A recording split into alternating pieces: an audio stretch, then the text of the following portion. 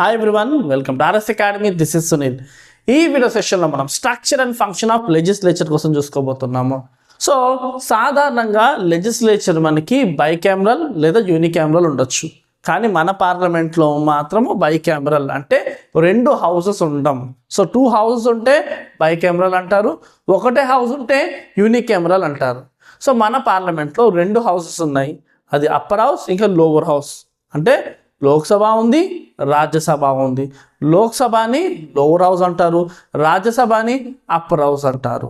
So కొన్ని స్టేట్స్లో కూడా బైకామరల్లో ఉంది, కానీ కొన్ని స్టేట్స్లో యూనికామరల్. అంటే మనకి స్టేట్ లాగా చూస్తే ఇప్పుడు సెంట్రల్ యూనియన్ అంటే దేశం వైజ్గా చూస్తేనేమో లోక్సభ ఇంకా రాజ్యసభ ఉంటుంది. అదే స్టేట్ వైజ్గా చూస్తే లెజిస్లేటివ్ అసెంబ్లీ ఇంకా లెజిస్లేటివ్ కౌన్సిల్ ఉంటుంది.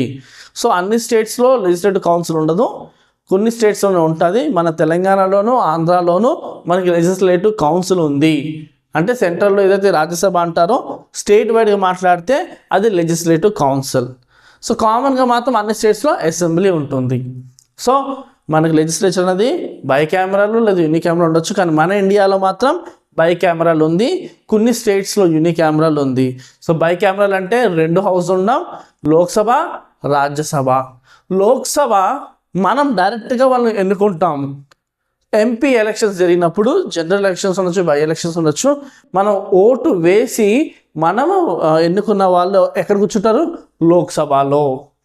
రాజ్యసభ వచ్చేసి అప్పర్ హౌస్ అయిన రాజ్యసభలో మనం డైరెక్ట్గా వాళ్ళని ఎన్నుకోము, ఇండైరెక్ట్గా ఎన్నుకుంటాం. ఇండైరెక్ట్ అంటే ఏంటి అంటే మనం ఎన్నుకున్న ఎమ్మెల్యేస్, స్టేట్లో ఎమ్మెల్యేస్ని మనం ఎన్నుకుంటాం కదా, ఆ ఎమ్మెల్యేస్ ఓట్లు వేయడం బట్టి గెలిచిన వాళ్ళు రాజ్యసభలో ఎంపీస్గా కూర్చుంటారు.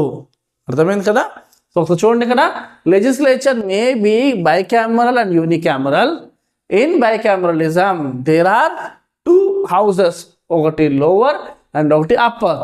సో లోవర్ అంటే లోక్సభ, అప్పర్ అంటే రాజ్యసభ. లోవర్ హౌస్లో డైరెక్ట్గా ఎన్నుకుంటాం, లోక్సభలో కూర్చున్న ఎంపీస్, మెంబర్ ఆఫ్ పార్లమెంట్లో ఉన్న వాళ్ళు మనం డైరెక్ట్గా ఎన్నుకున్న వాళ్ళు. అదే రాజ్యసభలో అనుకో మనం ఇండైరెక్ట్గా ఎన్నుకున్న వాళ్ళు. ఇండైరెక్ట్గా అంటే మనం ఎన్నుకున్న ఎమ్మెల్యేస్ వాళ్ళని ఎన్నుకుంటారు. అదే లోక్సభలో డైరెక్ట్గా మనం యూనివర్సల్ అడల్ట్ ఫ్రాంచైజ్ ద్వారా మనకు వచ్చిన ఓటు హక్కు, అంటే 18 ఏళ్ళు దాటిన ప్రతి ఒక్కరికి కూడా ఓటు వేసి హక్కు ఇస్తారు, universal adult franchise. So universal adult franchise ద్వారా ఓటు పొందిన వాళ్ళు ఓటు వేయడం బట్టి కూర్చున్న ఎంపీస్ లోక్సభలో, మనం ఎన్నుకున్న స్టేట్లో ఉన్న ఎమ్మెల్యేస్ ఓటు వేస్తే వెళ్ళి కూర్చున్న వాళ్ళు ఎంపీస్. క్లియర్ కదా? అండ్ ఇక్కడ ఏంటంటే అదే స్టేట్లో చూసుకుంటే మనం ఓటు డైరెక్ట్గా వేస్తే వచ్చే వాళ్ళు ఎవరంటే లెజిస్లేటివ్ అసెంబ్లీలో కూర్చుంటారు, ఇండైరెక్ట్గా ఉన్న వాళ్ళు ఎక్కడ కూర్చుంటారు? లెజిస్లేటివ్ కౌన్సిల్లో కూర్చుంటారు. క్లియర్ కదా? సో అటువంటి లెజిస్లేచర్ యొక్క ఫంక్షన్స్ ఏంటో మనం 1 by 1 చూద్దాము. అండ్ మీకు సంబంధించిన ఎన్నో ఇంపార్టెంట్ వీడియోస్ లింక్స్ కింద డిస్క్రిప్షన్ ఇచ్చాము. అండ్ అలాగే మీకు ఇంకేం వీడియోస్ కావాలో #RS Academy మెన్షన్ చేసి పక్కన టాపిక్ మెన్షన్ చేయండి, ఖచ్చితంగా అది మీకు మేము అందించి తీరుతాం. ఓకే? అండ్ అలాగే మన ఇన్స్టా ఐడి ఇవ్వడం జరిగింది RS Vibes 9 అని. సో ఖచ్చితంగా ఫాలో చేయండి ఇన్స్టాలో కూడా, ఎందుకంటే మన వీడియోస్ అక్కడ కూడా అప్లోడ్ చేస్తున్నాం కాబట్టి. ఓకే? సో చూసుకుంటే legislative function. So the legislature has power to frame new laws and to change, revise or cancel the laws which are outdated. Legislative function, legislature యొక్క మెయిన్ ఫంక్షన్ లెజిస్లేటివ్ ఫంక్షన్. ఏం చేస్తుంది? లా చేయడం జరుగుతుంది.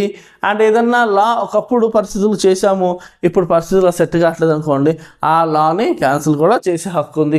కొత్త loss తీసుకురావచ్చు, లేకపోతే changes ఉన్నదానికి amendments తీసుకురావచ్చు. లేదు అంటే కనుక లానే టోటల్గా ఆ లా ఇప్పుడు సూట్ కావట్లేదని టోటల్గా తీసేయచ్చు. సో లెజిస్లేచర్ యొక్క ఫస్ట్ ఫంక్షన్ లెజిస్లేటివ్ ఫంక్షన్. ఈ ఫంక్షన్ ఏంటంటే లా ఫ్రేమ్ చేస్తుంది, లాలో మాడిఫికేషన్ తీసుకొస్తుంది, అవసరమైతే లాని టోటల్గా తీసేస్తుంది. Next functions to control executive. So legislature ఏ విధంగా ఎగ్జిక్యూటివ్ కంట్రోల్ చేస్తుందంటే, in the parliamentary government the council of ministers are responsible to the legislature. So ఎవరైతే గవర్నమెంట్ అంటున్న లెజిస్లేచర్ కౌన్సిల్ ఆఫ్ మినిస్టర్స్ ఉంటారో వాళ్ళు ఖచ్చితంగా లెజిస్లేచర్కి ఆన్సర్ ఇవ్వాల్సిందే. So it can also pull down the government through no confidence motion if such a need arises. అవసరమైతే legislature వాళ్ళు ఉన్న గవర్నమెంట్ని పడేయచ్చు కూడా. నో కాన్ఫిడెన్స్ మోషన్ తీసుకొచ్చి ఓటింగ్ వేసి అక్కడ సరైన మెజార్టీ రాకపోతే ఆ గవర్నమెంట్ని ఏం చేస్తాము, తీసేయడం కూడా జరుగుతుంది. సో ఎగ్జిక్యూటివ్ ఎవరికి ఆన్సర్ చెప్పాలి అంటే సింపుల్గా లెజిస్లేచర్కి. సో వాళ్ళు గవర్నమెంట్ అంతా ఎవరు చేస్తారు, కౌన్సిల్ ఆఫ్ మినిస్టర్స్, వాళ్ళందరూ కూడా ఎవరికి ఆన్సరబుల్, సింపుల్గా లెజిస్లేచర్కి. అండ్ అవసరమైతే ఆ గవర్నమెంట్ సరిగ్గా లేదు అనుకుంటే కనుక, సపోర్ట్ చేసే వాళ్ళు ఎక్కువ ఉంటే కనుక లెజిస్లేచర్లో మనం ఏం నో కాన్ఫిడెన్స్ మోషన్ తీసుకొస్తే ఖచ్చితంగా ఆ గవర్నమెంట్ని తీసేయడం జరుగుతుంది. Next financial functions. సో మన దేశానికి సంబంధించిన ఏవైతే ఎక్స్పెండిచర్ ఉండొచ్చు, మన బడ్జెటింగ్ ఉండొచ్చు, పాలసీ మేకింగ్, ఇలాంటివన్నిటికీ ఫైనాన్షియల్ సంబంధించి ఖచ్చితంగా లెజిస్లేచర్ యొక్క పర్మిషన్ ఉండాల్సిందే. Legislature has to approve the governments expenditure, taxation and borrowings. So దేశంలో ఏదైనా కొత్త ట్యాక్స్ తీసుకురావాలన్నా, ఉన్న ట్యాక్స్లో మార్పులు చేయాలన్నా ఖచ్చితంగా లెజిస్లేచర్ యొక్క అప్రూవల్ కావాల్సిందే. సో గవర్నమెంట్ పెట్టి ఎక్స్పెండిచర్ ఉండొచ్చు, అవన్నీ కూడా ఖచ్చితంగా లెజిస్లేచర్ యొక్క పర్మిషన్ కావాలి. నెక్స్ట్ చూడండి, legislative exercise financial control over policy making and policy implementation, budgeting, originating money bills. So ఒక దేశానికి సంబంధించి ఖచ్చితంగా పార్లమెంట్ ఫైనాన్షియల్ ఫంక్షన్స్ ఏవైతే ఉన్నాయో దాంట్లో ఖచ్చితంగా లెజిస్లేచర్ యొక్క పర్మిషన్, అప్రూవల్ తీరాల్సిందే, ఖచ్చితంగా తీసుకోవాల్సిందే. సో ఏదైనా ఉండొచ్చు, మనీ బిల్ ఉండొచ్చు, లేకపోతే ఫైనాన్షియల్ ఏదైనా చేంజెస్ ఉండొచ్చు, ఫైనాన్షియల్ పాలసీస్ ఉండొచ్చు, ఖచ్చితంగా లెజిస్లేచర్లో అది పెట్టి అక్కడ ఆమోదం తీసుకున్న తర్వాతనే దేశంలో అమలు జరుగుతుంది. ఓకే, నెక్స్ట్ జ్యుడిషియల్ ఫంక్షన్స్ చూసుకుంటే, జ్యుడిషియల్ ఫంక్షన్స్ ఏంటంటే ఏదైనా జడ్జి కానీ ఎవరైనా కనుక జడ్జి ఏదన్నా తప్పు చేశాడు ఏంటి అన్నప్పుడు ఇంపీచ్మెంట్ హక్కు ఎవరికి ఉంటుంది, ఖచ్చితంగా మన లెజిస్లేచర్కి ఉంటుంది.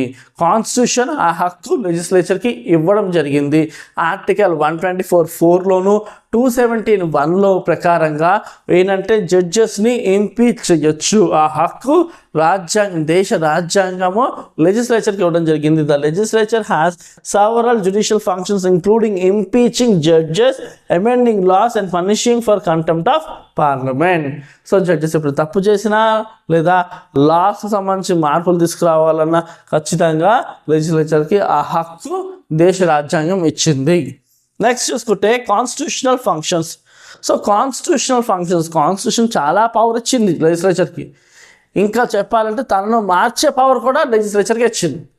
సో కాన్స్టిట్యూషన్లో ఒకప్పుడు మనకి స్వాతంత్రం వచ్చిన సమయంలో ఆ పరిస్థితి అనుగుణంగా రాసిన ఆ రాజ్యాంగాన్ని ఇప్పుడు పరిస్థితుల అనుగుణంగా మార్పులు చేసుకోవచ్చు. సో అవసరమైతే కాన్స్టిట్యూషన్ని మార్చడం, అమెండ్మెంట్స్కి కూడా హక్కు లెజిస్లేచర్కి ఇచ్చింది. చూడండి ఇక్కడ, the legislature has the right to amend the constitution as per the needs of country which changes from time to time. So మారుతున్న పరిస్థితి అనుగుణంగా, కానీ ఎక్కడ కూడా రాజ్యాంగం యొక్క అసలు స్పిరిట్, అసలు సోల్ని డిస్టర్బ్ చేయకూడదు. సో అసలు మన దేశ రాజ్యాంగము ఏ బేసిస్తో దేని మీద అయితే రూపొందించబడిందో, ఏ యొక్క ఉద్దేశంతో, ఆ ఉద్దేశంలో మార్పులు ఏం చేయకూడదు. కానీ ఇప్పుడు పరిస్థితి అనుగుణంగా దాంట్లో మార్పులు చేసుకోవచ్చు. ఆ హక్కుని ఎవరికి ఇచ్చిందంటే లెజిస్లేచర్కి ఇవ్వడం జరిగింది. నెక్స్ట్ మిగతా అదర్ ఫంక్షన్స్ ఏంటి అంటే, the legislature has some more functions like accepting or rejecting ordinance declared by the government. ఎప్పుడైతే పార్లమెంట్ ఫంక్షన్లో లేదో అప్పుడు ఆర్డినెన్స్ హక్కు ఉంది. ఆ ఆర్డినెన్స్ని సరికాదు, పార్లమెంట్ మళ్ళీ సెషన్ ఫామ్ అయినప్పుడు సో ఇచ్చిన ఆర్డినెన్స్ ఏదైతే ఉందో అది కరెక్ట్ కాదని దాన్ని రిజెక్ట్ చేయొచ్చు, లేదు ఇచ్చిన ఆర్డినెన్స్ కరెక్టే అని యాక్సెప్ట్ చేయొచ్చు. అండ్ ఎలక్టింగ్ ద స్పీకర్ ఎన్నికలలో కూడా లెజిస్లేచర్కి హక్కు ఉంది. And next appointing enquiry committees. So government చేసిన తప్పులు చేసింది అనుకోండి, ఎంక్వైరీ కమిటీ వేసే హక్కు లెజిస్లేచర్కి ఉంది. క్లియర్ కదా?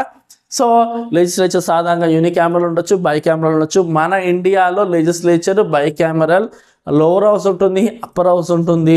లోవర్ హౌస్ అంటే లోక్సభ, అప్పర్ హౌస్ అంటే రాజ్యసభ. సో లోవర్ హౌస్లో మనం డైరెక్ట్గా ఎన్నుకున్న వాళ్ళు లోవర్ హౌస్లో కూర్చుంటారు, ఇండైరెక్ట్గా ఎన్నుకున్న వాళ్ళు వెళ్ళి రాజ్యసభలో కూర్చుంటారు. స్టేట్ వల్ల కూడా చూసుకుంటే legislative assembly lower house and అలాగే లెజిస్లేటివ్ కౌన్సిల్ అప్పర్ హౌస్. అన్ని స్టేట్లో లెజిస్లేటివ్ కౌన్సిల్ లేదు, కొన్ని స్టేట్స్లో ఉంది. మన తెలంగాణలోను ఆంధ్రాలోను లెజిస్లేటివ్ కౌన్సిల్ ఉంది. అండ్ దాని యొక్క ఫంక్షన్స్ చూసుకుంటే కనుక లెజిస్లేటివ్ ఫంక్షన్స్ అండ్ అలాగే ఎగ్జిక్యూటివ్లోను, ఫైనాన్షియల్లోను, జ్యుడిషియరీగాను అండ్ అలాగే కాన్స్టిట్యూషనల్, ఇంకా వీటిలో ఏవి రాని కొన్ని క్లాసిఫై చేయలేని ఫంక్షన్స్ కూడా మన లెజిస్లేచర్కి ఉంది. సో ఇది క్లాస్ మీకు క్లియర్గా అర్థమైంది అనుకుంటున్నాను. స్క్రీన్ షాట్ కావాలనుకున్న వాళ్ళు స్క్రీన్ షాట్ తీసుకోండి. సో ఖచ్చితంగా కింద కామెంట్ సెక్షన్లో #RS Academy అని టైప్ చేసి మీకు కావాల్సిన వీడియో ఏదైతే టాపిక్ కావాలో మెన్షన్ చేయండి. ఖచ్చితంగా అది మీకు మేము అందిస్తాం. Thank you for watching. Do should subscribe our channel.